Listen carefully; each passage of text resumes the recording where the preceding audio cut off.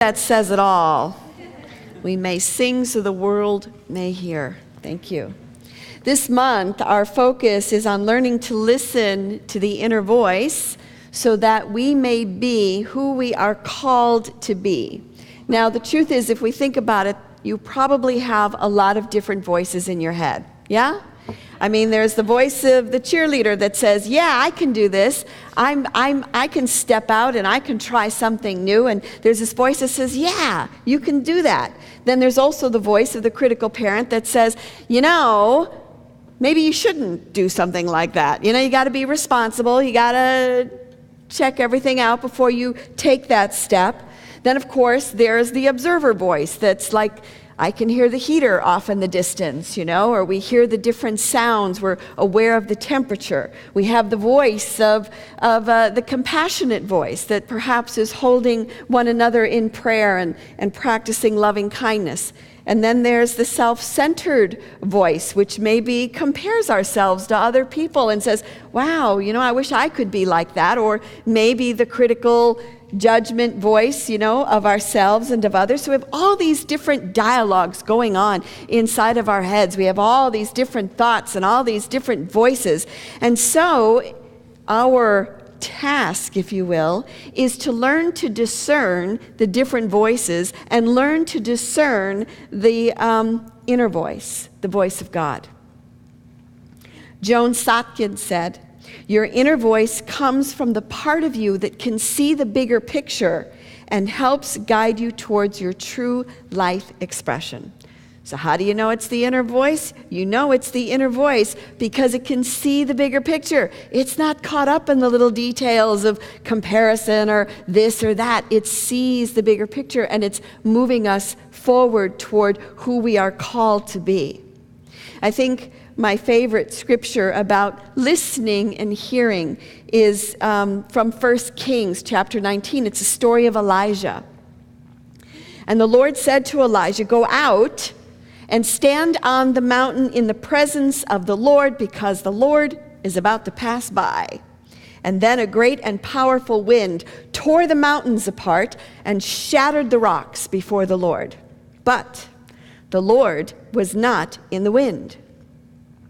After the wind, there was an earthquake, but the Lord was not in the earthquake.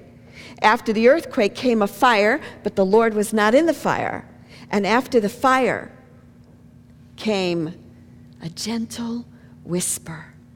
And when Elijah heard it, he pulled his cloak over his face, and he went out, and he stood at the mouth of the cave. So I think when I look at this scripture, it is like the different voices that we have in our heads. You know, the voice of the wind that is shattering the rocks, and perhaps that's the voice that says, yes, I'm going to get out there and I'm going to do all these things. And then there's the voice of fire, which is passion.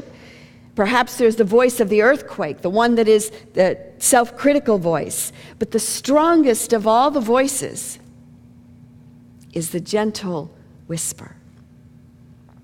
Emily Cady in Lessons in Truth called it the secret place of the Most High. Jesus referred to it as the still, small voice. And sometimes that whisper may not necessarily even come as a voice, but comes in the body. Have you ever felt like your whole body has gotten a message of some kind or other? So an example that I have of this is in 2010, when I was seeking some kind of a spiritual pilgrimage, and I didn't know what that was, I didn't know what it looked like, but I knew I needed to go on a pilgrimage. And sometimes the voice of God can speak to us in synchronistic events, you know, through other people. That happens quite frequently. And within the course of 1 week, I received 3 phone calls from people that I didn't know. One person just wanted to know about unity. Another person wanted to come in for counseling. I don't even remember what the third was. But every single person said to me, I just came back from walking the Camino de Santiago. I'd never heard of the Camino de Santiago. I didn't even know what it was. And it's this walk in Spain that goes all the way across Spain, and many of you have heard me talk about it. George Gregory, I know, and Judy Gribble, a few others have walked it. In fact, there was a man at the first service who just came back from the Camino. So my curiosity was up, and then also synchronistically, in the very next week, I received an email from somebody I didn't know. And in this email was a link to a short commercial for a documentary that somebody was making about, guess what? The Camino de Santiago. And all I remember is when I was watching this video, my whole body relaxed. And it struck me so profoundly that I started crying as I'm watching this video. And I'm like, why am I having this reaction to this? And I knew in that moment that this is what I was supposed to do.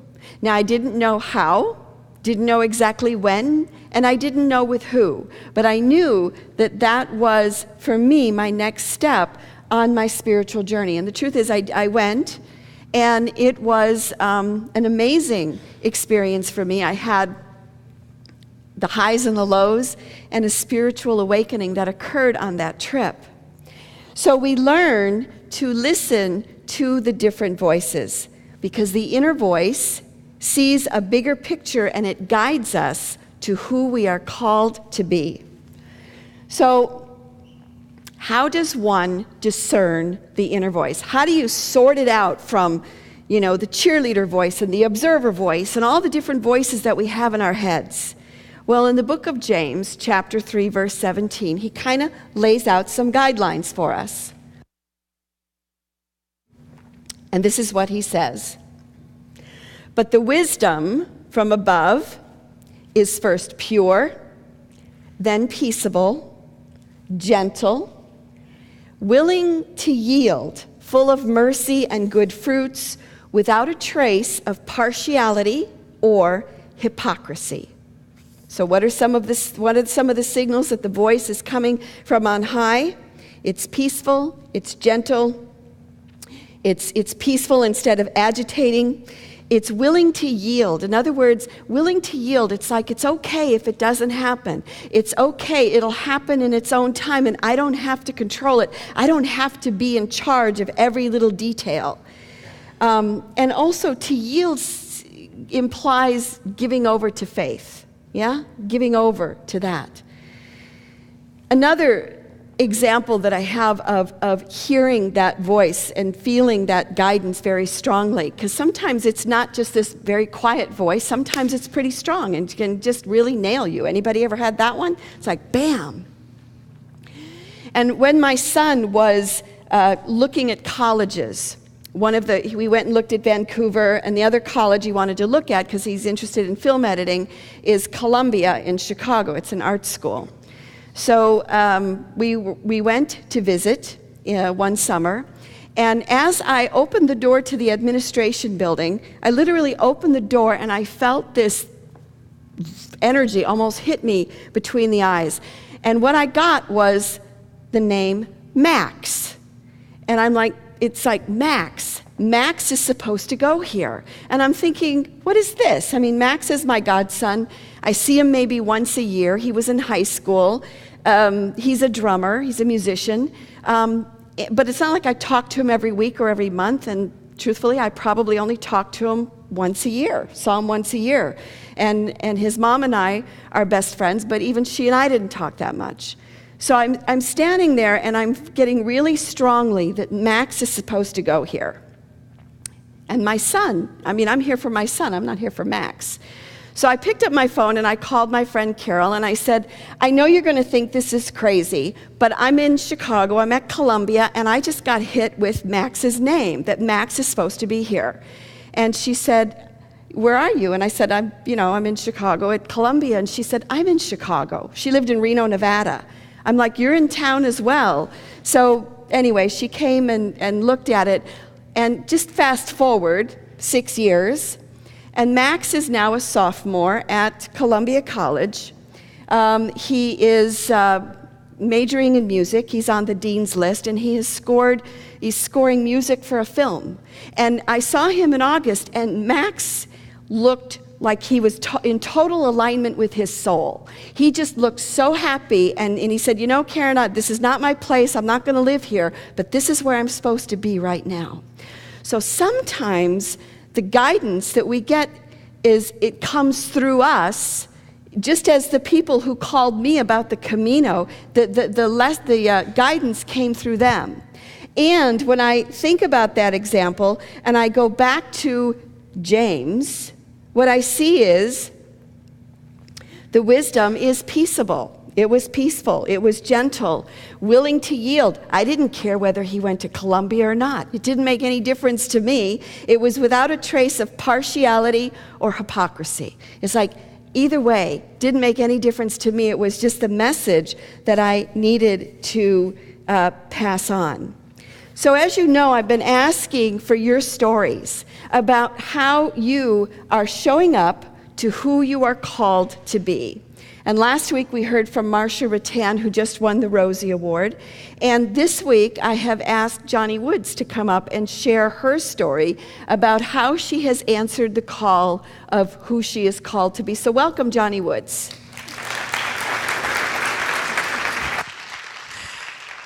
Thank you, Karen.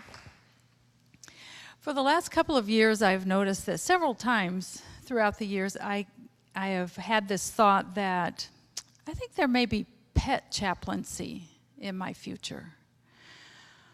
I didn't have a clue what that might look like, and I wasn't even sure there even was such a thing. Turns out there is. But I would notice it especially whenever I would be at the vet's office and see the pain in somebody's face, or like when I went with my friend Courtney and her beloved Parker when it was time for him to make that one-way trip to the vet's office. I was just so honored to support them in that way, and thought kept coming back. Well, in May, Reverend Karen had us ask us when we went to the chaplain retreat training in May to go a little deeper into that question of who am I called to be, and to get together in groups of 3 to explore that more deeply, and to also look at what our next steps might be. So when we got together in our groups and asked, who am I called to be, I heard myself say, I am called to support people at the end of their companion animals' lives. And I saw my friend Maureen say, you would be so good at that. That is perfect for you. And I said, yes, it is. Yeah, I could kind of feel it right there. Yeah.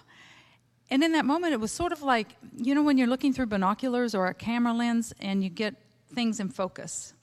It had gone from fuzzy to crisp focus at that time. I thought, oh, yeah, I guess it's time I did something about this. Spirit is infinitely patient, you know, just keeps reminding us. So I remembered that a couple of months earlier, I had been at Weight Watchers there to weigh in, and been talking with the receptionist there who's a friend, and she told me that there was someone she knew. She had a friend who worked with an organization locally that provides hospice care to animals. And I thought, oh, really? So she gave me her phone number. Well, I hadn't called her yet, but I knew it was time to do that. So I called her, and as it turns out, she just lived down the street from me at the other end of Finney Ridge. And she gave me the name and phone number of a woman, Michelle Nichols, who was the director and co-founder of an organization called AHELP, Animal Hospice and Palliative Care End of Life Project. Oh, good. And they were just getting into focus about what it is they were about. So I went to their meetings and their educational seminars, and I will have the opportunity with them to answer the call from people who are looking for support for their animals at the end of their lives. I'm going to also be doing some training for them next week, and we'll be co-facilitating the animal caregiver support groups for people who've recently lost their animals or whose animals have received a life-threatening diagnosis. Well, answering this call with AHELP also had a bonus in there for me as well. At one of the meetings, I met Dr. Tina, who, like me, likes to talk a lot, and she and I were talking, and she told me that she volunteers also at Evergreen Hospice, Human Hospice, and she had done that for many years. And I thought, wow, I've been trying to do that for a long time too. I've wanted to do that for quite a while, but it just never quite would come together when I tried to do it. So, but Tina said that the following Wednesday night, there was an event at Evergreen Hospice in Kirkland.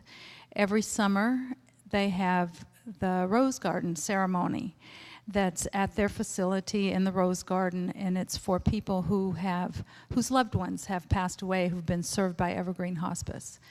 So I went. I knew immediately that was something I wanted to do. So I went, and it was a lovely service. And I saw Dr. Tina there, and she introduced me to social workers and to the director of pastoral care and to the woman and the wonderful, beautiful yellow lab who comes to visit every week with the patients and the staff. She introduced me to one of the volunteer coordinators who found me before I left and gave me an application. And this time, it worked beautifully. I finished my training on Monday, and next week I get to start supporting an elderly woman who lives on First Hill who could use a little help with her laundry, something I know how to do. I am so grateful for my companions on the path. You know, being an extrovert, sometimes I have to hear myself say something before I know what I'm thinking. And obviously, the person who I was talking to at Weight Watchers heard me and gave me the name of Diane at A-Help, and Maureen, who so beautifully confirmed for me what I knew myself. And then Dr. Tina, who connected me with the Evergreen Hospice organization. So it's been wonderful, and now I get to go answer that call. And thank you, Reverend Karen, for supporting me and letting me tell my story.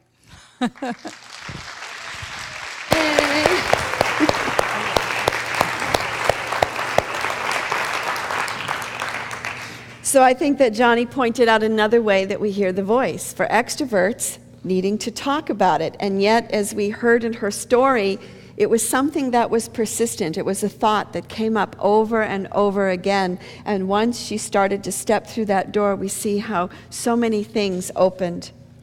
So the truth is that when we listen to the inner voice, it can lead us to who we are called to be. And again, we need to discern them because we have a lot of different voices in our heads. We got the observer, the cheerleader, the parent, the critical one, the compassionate one. They're all there. They're all competing. The inner voice is not the earthquake voices, you know, the earthquake that is the critical one, or the wind voices, or the fire that's the passion, and you can do it. It's a gentle whisper.